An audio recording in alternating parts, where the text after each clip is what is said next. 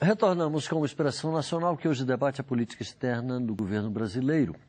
Eu gostaria agora de fazer uma rodada bem rápida com relação à política externa como um todo.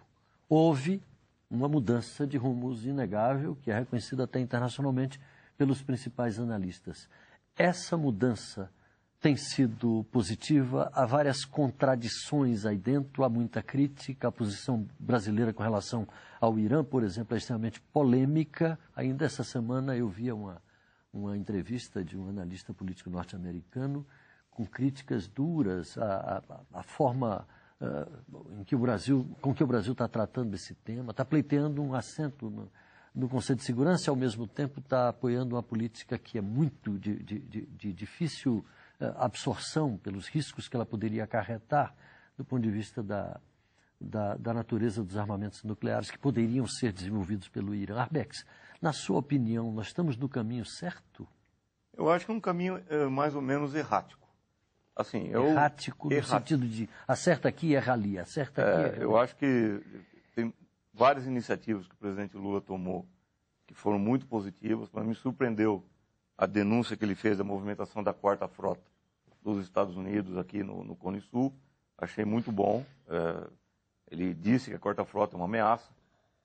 Ele recebeu aqui o Ahmadinejad, eu acho que também foi uma demonstração muito positiva de autonomia da política externa. Eu acho que várias iniciativas que ele tomou devem ser aplaudidas. Agora, não existe uma linha de coerência que vai até o fim, porque, no fundo, você tem uma política externa que, em alguns momentos, afirma alguns princípios, mas, na hora decisiva, se submete a determinadas estratégias do imperialismo, como é o caso do Haiti.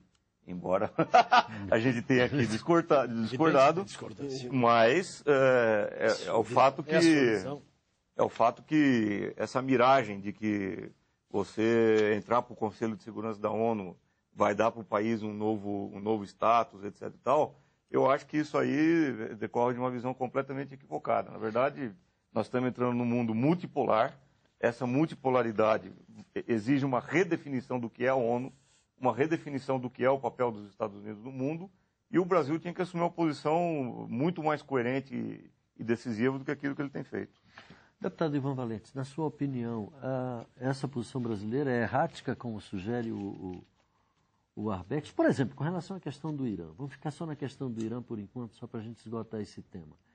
O apoio do Brasil à política nuclear iraniana de Ahmadinejad. Como é que o senhor vê isso? Eu não tenho certeza se o Brasil dá um apoio à política energética nuclear do Irã. Não é isso. O que é correto, eu acho, na política externa, é que ele dá a autodeterminação para produzir energia. Quer dizer, você tem Israel ali do lado com a bomba atômica. Estou me referindo a isso. A política o Paquistão energética, tem, a Índia tem. Então, só o Exatamente. Irã não pode enriquecer e ainda não está claro se ele quer ou não construir um artefato nuclear. Então, o que existe aí é muita propaganda. Então, aí sim, é correto remar contra a corrente. Inclusive, porque se nós lermos os articulistas brasileiros, os jornais, aí eu quero dizer, é muita estupidez junto.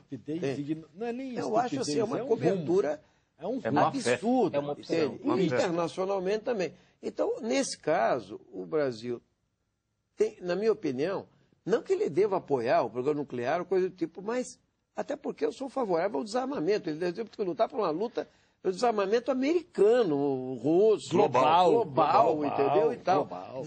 Desarmar esse negócio que explode a Terra tantas vezes quanto quiser. Então, o problema é esse. Então, nesse caso, é positivo. Agora, em relação ao Conselho de Segurança, a relação disso com o Conselho de Segurança, é evidente que as grandes potências têm lado.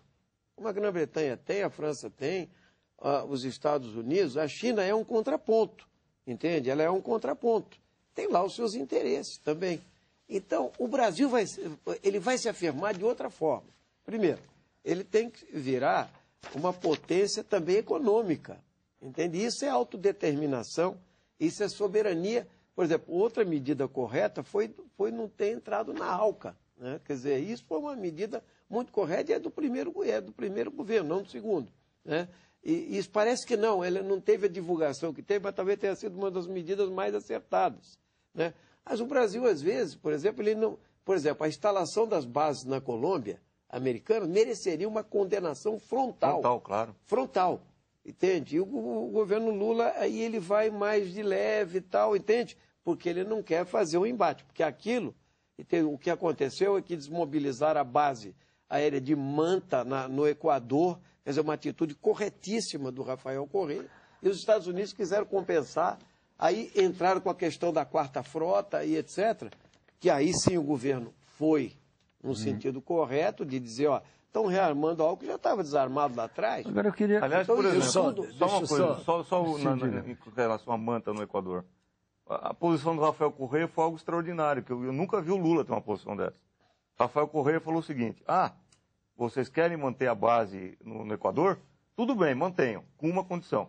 Eu quero ter uma base minha, equatoriana em Miami. Lá em Miami. Pronto, isso é uma atitude de enfrentamento, fala, cai fora. Eu acho mas vamos ser verdadeiros, né? A posição do governo brasileiro em relação às bases colombianas foi absolutamente clara, nítida, sem nenhuma dúvida. Houve declaração claríssima do governo brasileiro, houve declaração claríssima do Celso Amorim. Eu estava, aliás, na Colômbia e na Venezuela, também numa delegação parlamentar, no momento em que o Celso Amorim fez uma condenação explícita das bases na Colômbia. Então, eu diria que com relação à política externa brasileira, não há de modo nenhum uma política errática do governo. O governo tem clareza de como se conduz no mundo, inclusive em relação aos seus parceiros de Sul, aos seus parceiros da América Latina, de Ásia, de África. Nunca teve nenhuma dúvida. Quando Obama ganhou, a liderança mundial que falou primeiro sobre Cuba foi Luiz Inácio Lula da Silva. Ele disse, o que Obama tem que fazer primeiro foi isso. Foi isso o Lula que falou, acabar com o bloqueio econômico a Cuba. A atitude dele com relação à Venezuela, a atitude dele com relação a Honduras, a atitude dele, eu estou falando do governo brasileiro, as atitudes em relação a álcool,